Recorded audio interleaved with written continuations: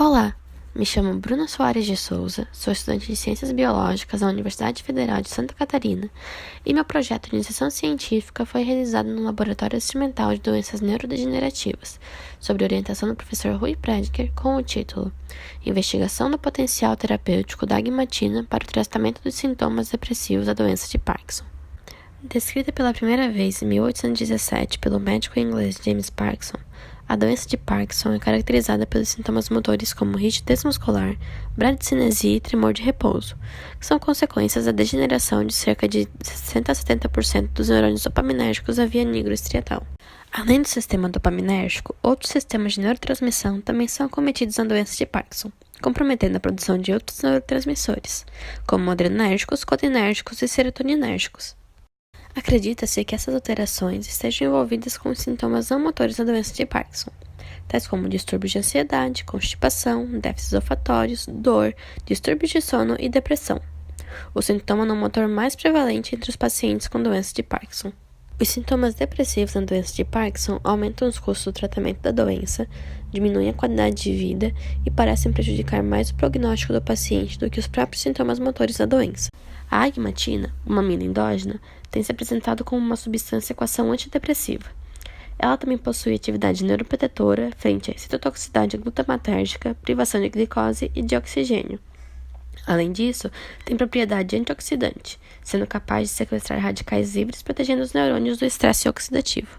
Dentre as toxinas capazes de mimetizar os sintomas da doença de Parkinson em modelos animais está o MPTP, capaz de lesar seletivamente os neurônios dopaminérgicos. Nosso grupo vem demonstrando que a administração intranasal dessa toxina induz alterações comportamentais, como prejuízos cognitivos, emocionais e motores, e alterações neuroquímicas em ratos e camundongos semelhantes às apresentadas na doença de Parkinson. Desse modo, nós hipotetizamos que o tratamento com a agmatina possa reverter os prejuízos emocionais induzidos pela administração intranasal de MPTP em camundongos fêmeas da linhagem C57BN6. O objetivo deste trabalho foi avaliar se o tratamento com a agmatina é capaz de prevenir ou reverter o aparecimento de prejuízos emocionais do tipo depressivo. Para isto, os animais receberam uma administração intranasal bilateral de MPTP na dose de 1 mg por narina no dia 0, e deste dia até o 15º, eles foram tratados cronicamente com a agmatina via oral, nas doses de 0,1, 1 e 10 mg por quilo.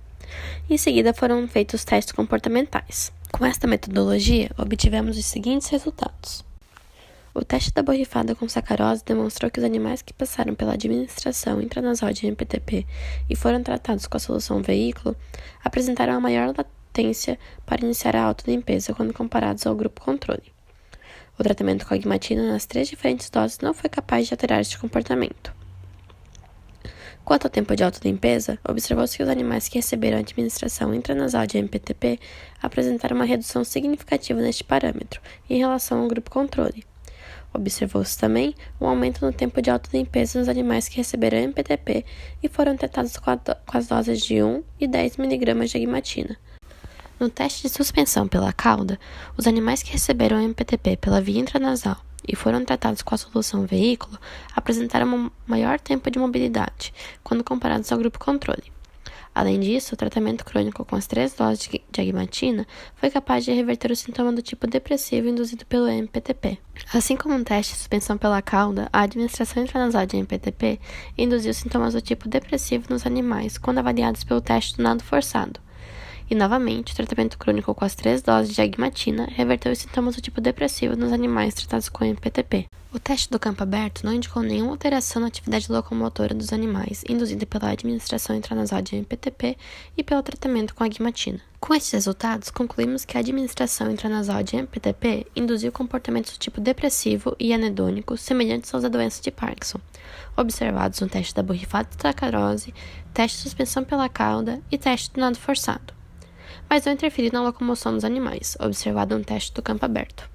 Concluímos também que o tratamento crônico com as 3 doses diferentes de agmatina foi capaz de reverter os comportamentos tipo anedônico e tipo depressivo, observados no teste da borrifada de sacarose, teste de suspensão pela cauda e teste do nado forçado, corroborando com os resultados prévios presentes na literatura e indicando o potencial antidepressivo da agmatina neste modelo animal da doença de Parkinson.